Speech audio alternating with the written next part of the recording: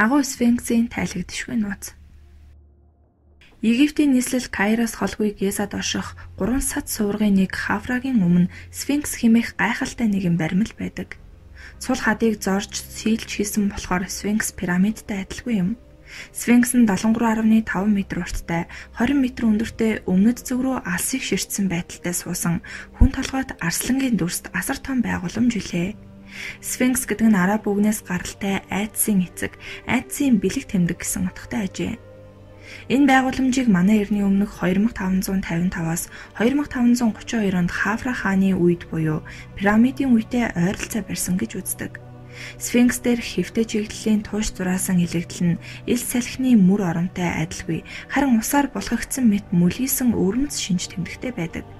Гэтэл Египтэд Сфинксийг илэгдтэл их хур тундас төдийлөн унаж байгаагүй. Харин эс гэж үзвэл Сахарын цөлийн сүйтгэгч хүчнээс өөр ямар ч элс ямарваа байгууламжид ингэж хүчтэй нөлөөлөхгүй. Тэгвэл ямар усны илэгдэл байж таарах вэ? Тухайн үед Египтэд асар их хэмжээний хур тундас унсан гэж үзвэл ямар нэгэн усны илэгдэлд орсон гэхээр өөр эд зүйлс Египтээс одоо хүртэл олдохгүй байгаа нь энэ таамаглалыг үгүйсгэхэд хүргэж байгаа юм. Харин Египтэд судлаачид Сфинкс нь манай эртний өмнөх 2300 онд Хафрагийн пирамидыг барих үеэр баригдсан гэж үздэг. Тэгвэл яагаад Сфинкс Хафра хаан хоёрын холбоотой гэдгийг батлах ямар нэг зурус бичээс байдаггүй ажээ? Сфинксийн нүүр бол 4-р династийн фараон Хафрагийн хуулбар гэж ихэнх Египт судлаачид үзсээр иржээ. Хафра фараоны тушаалаар энэхүү хөшөөг барьсан гэж үздэг бөгөөд түүний царайг дуурайлган хийснээс гадна хааны мөнхийн нойрыг хамгаалахаар бүтээсэн гэдэг. Хафрагийн өөрийнх нь муми олдоогүй тул Сфинкс фараон хоёрыг хөшөө баримлын хүчээр л харьцуулдаг байна. Мөн компьютер анализын арга ашиглан Хафра хааны нүүр царай бүхий бусад баримл болон Сфинксийг харьцуулан үзэхэд алдарт хөшөөн дээрх нүүр царай нь хааны дүр төрх биш гэсэн дүгнэлтийг хийсэн байдаг. Цул хад чулууг ийм нарийн нимбаас хийлж хийсэн нүсэр том ажлыг мэдээж тэмдэглэж үлдээх ёстой. Гэтэл их пирамидуудыг барьсан тухай бичсэн эртний папирусын дээр Сфинксийн тухай огт дуртаагүй байдаг. Эртний Египтчүүд дээрх нүсэр байгууламжуудыг барихад гарсан зардал зэргийг бүгдийг нь бичиж тэмдэглэсэн атлаа Сфинксийн талаар нэг ч үг дурсаагүй байдаг нь хачирхалтай. Манай эртний өмнөх 5 дугаар зуунд түүхийн эцэг хэмээн алдаршсан эртний Грекийн түүхч Геродот өөрөө Гизийн пирамид дээр ирж барилгын явц болон бусад жижиг сажиг зүйлсийн талаар маш тодорхой тэмдэглэн хөтэлсэн байдаг. Тэрээр Египтэд үзэж харсан сонссон болгоноо бишиж үлдээсэн ч Сфинксийн талаар мөн л юу ч дурсаагүй байдаг. Геродотоос өмнө Египтэд Гекатай Милецкий дараа нь Страбо нар ирсэн байдаг. Тэдний тэмдэглэл бичээс үнэхээр агуулж Сфинксийн тухай ганц ч мөр байдаггүй. 20 м-ийн өндөртэй 57 м-ийн өргөнтэй энэ авраг байгууламжийг грекчүүд харахгүй өнгөрнө гэж байхгүй. Зөвхөн хамрынхан өргөн нь 1.5 м хүрдэг үлэм жамтныг яагаад ийхүү мартаад байдгийг элстэй холбон тайлбарлахныг таамгийг Ромын судлаач Плиний манай эртний 1-р зуунд дэлхийн түүх номондоо Сфинкс байс хийгээд л баруун зүгийн цөлөөс ирдэг элсэнд дарагдах тул түүнийг нь цэвэрлэнэ гэж бичсэн байдаг. Үүнээс үүдэн Сфинкс үе үе харагдахгүй болтлоо элсэнд болгогддог байсан нь зарим цаг үед үл үзэгдэгч болон нуугдаж түүхийн хуудаснаа тэмдэглэгдэлгүй гээгдсэн байх магадлалтай гэсэн таамгийг судлаачид дэвшүүлсэн байдаг. Үнэхээр Сфинксийг 20 дугаар зуунд ч элснээс ухан гаргаж байжээ. Тийм ч учраас Сфинкс бол яа харахгүй олон зууны туршид эрдэмтдийн судалгаа шинжилгээний нэг томоохон объект байсаар ирсэн билээ. Эртний Египтийг судлагч Антони Вест Сфинксийг түүний дэрэгдэн орших пирамидаас хамаагүй өмнө байгуулсан хэмээн үзжээ. Үүнээс уламжлан Египтийн соёл иргэншил нь бидний өнөө хүртэл итгэж байснаас хамаагүй эртнийх байж таарах ажээ. Тэрээр бичгтээ бид пирамид ба Сфинксийг нэгэн зэрэг барьсан мэтэр ихээхэн хялбарчлан ойлгож ирсэн билээ. Гэвч тэрхүү хүн цэжтэй арслан биетэй асар том чулуун баримлыг пирамидын нэгэн адил чулуугаар хийсэн боловч тэрээр нар салхинд элэгдсэн байдаг нь пирамидынхаас хавьгүй илүүтэй байгаа нь тодорхой байдаг юм. Мөн тэр баримлын савар хэсэгт усанд идэгдэж элэгдсэн ор мөр болох хагас метр орчим гүн элэгдэлт байдаг нь түүнийг зөвхөн Египтийг их өсний үеэрт автагдсан үе буюу манай эртний өмнөх 15,000-аас 10,000 оны үед л үүсэн бий болсон гэж үзэх үндэстэй юм хэмээжээ. Үүний дараа гидрологийн мэргэжилтнүүд шинжилгээ хийж усны их урсгалд идэгдсэн уулмөр байгааг илрүүлжээ. Энэ мэдээ ил боломгц нийл мөрөн урд нь өргөн байсан. Тэгээд Сфинксийн хэсгүүдийг эмтэлж урсгасан мэдээ сонинуудад зурж эхэлжээ. Харин гидрологчид энэ бол нийл мөрөнтэй хамаагүй. Хойд зүгээс өмнө рүү чиглэсэн усны урсгал байсан. Нөгөө Библийн их үер гэх маягийн санаа илэрхийлжээ. Ингээд Сфинксийн гарал үүсэл түүхийн их үерээс урагшлаад явчихжээ. Гизагийн Сфинксийг их үерийн өмнө байгуулсан нь үнэн бол түүний дараа Египтийн соёл иргэншил маш хурдцтайгаар хөгжин цэцгэлсэнийг тайлбарлаж болох юм. Учир нь их үерийн дараа Египтийн соёл иргэншил урдын хөгжил дээрээ үндэслэн цаашид ийхүү их хурдцтайгаар хөгжсөн байж болох талтай. Хүн толгой дараатны аврах хөшөө хүшгүй мөнхийн шингэний нууцыг хадгалж байдаг хэмээн эртнээс ам дамжин яригцаар иржээ. Дундад зууны үед алхимчид авууга их 3 гэрмэст мөрөгдөг байжээ. Ингэснээр ямар ч металлыг алт болгон хувиргах философийн чулууны нууцыг эзэмшсэн далд мэдлэгийн үндэс тавигдсан гэдэг. Авууга их 3 гэрмсийн тухай мэдээлэл мөн ховор байдаг. Тэрээр тот нэрээр Египтийн бурхны хүү болон төрж Нийл мөрний иргдээр анхны пирамидыг байгуулсан гэлцдэг. Гиза цогцлбор пирамидын зэрэгцээ том Сфинксийн хөшөөний хөвлөд үхшгүй мөнхийн шингэний жор хадгалагдаж байдаг хэмээн өнөө хүртэл итгэсээр иржээ. Учир битүүлэг Сфинкс пирамидын бэлд тэдний сүүдэрт хөшин зогсож байдаг. Өндөр нь 20 м, урт нь 57 м энд өрст бүхэл цаг хугацааны турш аврах сүрлэг байсан боловч фараонуудын авраг бурхны дэргэд тэр байдлаа алддаг. Ийм учраас шинжээчид түүнийг 2 дугаар зэргийн байдлаар үздэгч өөртөө юр бусын үнэт зүйл хадгалж байгаа гэж тааварладаг. Цаг хугацаа өнгөрхийн хэрээр байгалийн хүчин зүйл хүмүүсийн буруутай үйлдэлээс болж Сфинкс зэрэмдэг болжээ. Египтийн захирагч нарын нэг нь тэр чулуун баримлын хамрыг тасдаж хаях тушаал гаргаж байсан гэдэг. Мөн мамлюкууд Сфинкс руу ном сумаар харуулж сургууль хийдэг байсан гэж үздэг. Египтийн төөгч Аль-Макрисигийн 16 дугаар зуунд бичснээр бол агуу Сфинкс нь нутгийн тариачдын ариун шүтэн байжээ. Тэд энэ хөшиг хур бороотой гол устай холбоотой нэгэн бурхан гэж үздэг. Түүний хайр ивэлэр гол мөрөн нь усаар илбэг байснаар тариа будааны ургац өндөр байдаг гэж үзэж байнга тахил өргөж өргөдөг байсан гин.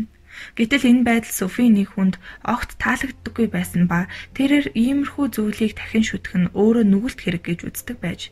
Ингээд төөрөгдөлд орсон олон түмнийг аврахын тулд Сфинксийг нураан устгах гэж оролдоод бүтлгүтжээ.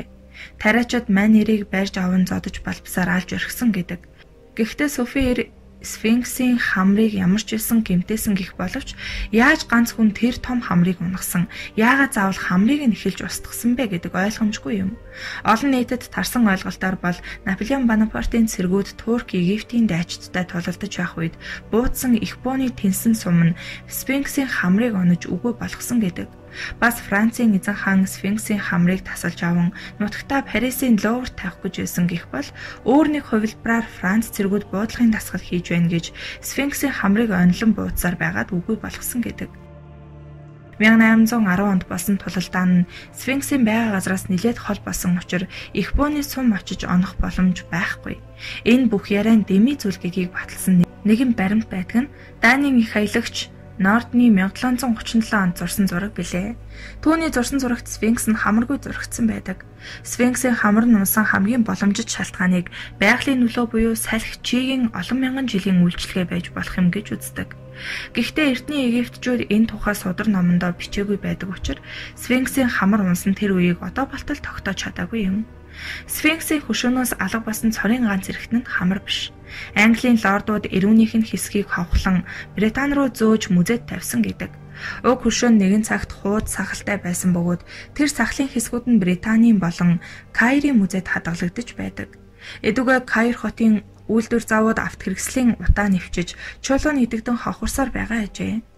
1988 онд Сфинксийн хойд хөлнийх нь хэсгээс бутарч унсан чулууг жинлэхэд 350 кг татаж байжээ. Үүний дараа л Египтийн эрдэмтэд засгийн газар анхааралтай авч ЮНЕСКОгийн шинжээчид санаа зовх болсон байна.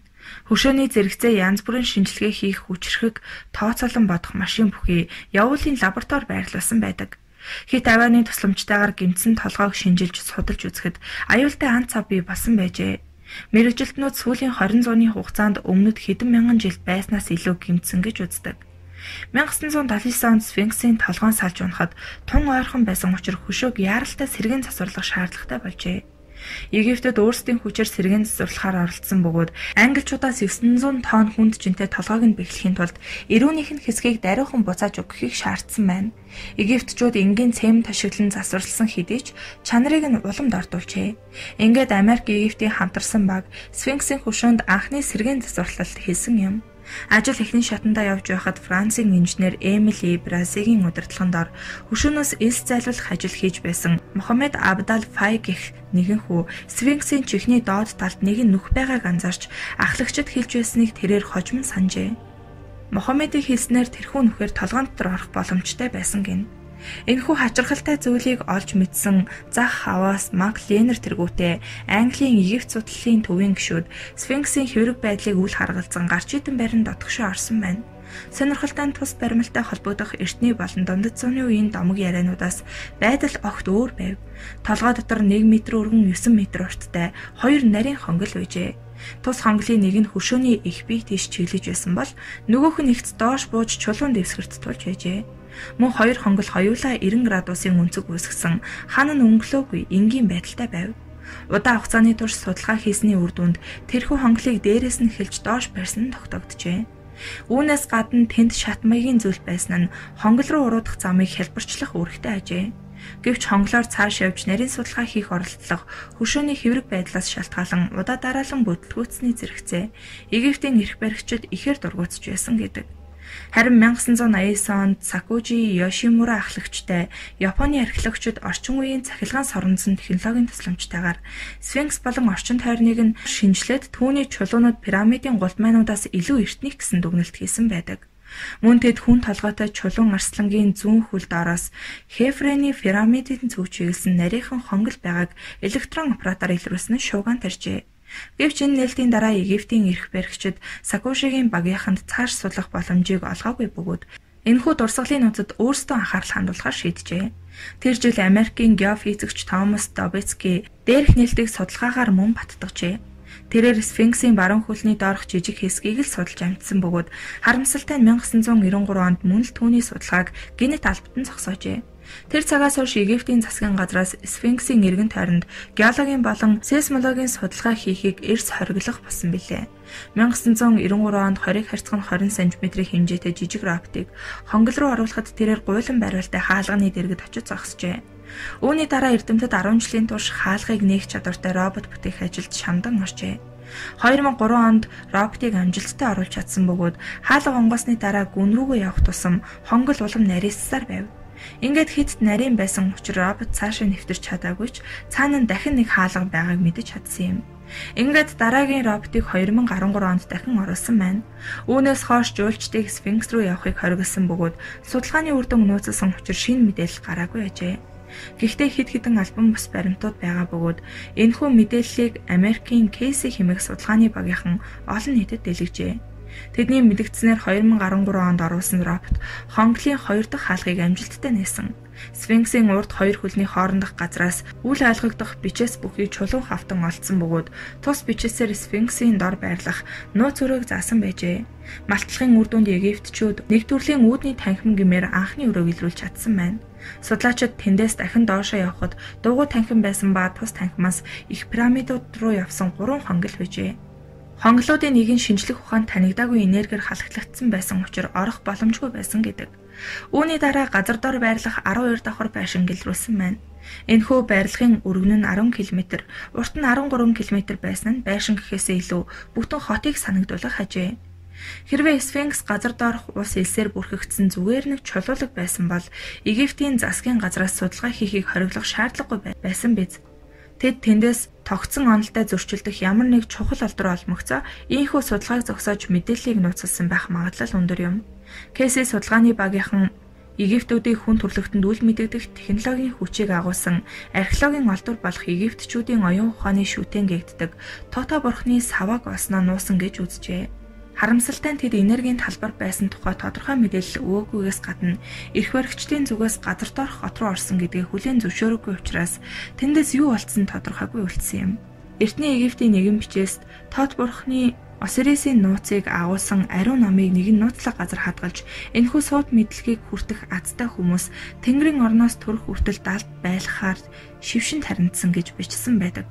1930 онд алдарч зүүнч Эдгар Кейс Сфинкс нь манай эртний өмнөх 10,500 жилд баригдсан гэж зөгнсөн бөгөөд 1998 оны үед батлагдана гэжээ. Хамгийн гайхалтай нь зүүнч Эдгар Кейси Египтийн Сфинксийн баруун савар доороос түүх бичлэгийн танхим гэгдэх нууцлаг танхим алтна. Тэнд байгаа мэдээлэл хүн төрлөختөнд устсан соёл иргэншлийн уулмөр хэдэн сая жилийн өмнө оршиж байсан өндөр хөгжилт соёл иргэншлийн түүхийг өгүүлнэ хэмээн зөгнсөн байдаг. 1993 оны 5 дугаар сард яг тэр хонглон алдсан боловч Египтийн засгийн газар үүнээс хойш Сфинксийн ойр орчимд судалгаа хийхийг хориглосон байдаг.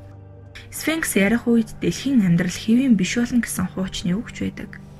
Гоц ухаантан хүү Бариска нэгэнтээ хүмүүс эртний нэгэн пирамидын доороос чухал зүйл хална. Харин цаг нь хараахан болоогүй. Чулуун Сфинкс онгоосны дараа амьдрал оргонгоор өөрчлөгдөнө. Сфинксийн чихний ард түүнийг онгоолгох нууц механизм байгаа. Гэхдээ хаана нь байсныг би мартсан байна хэмээжээ.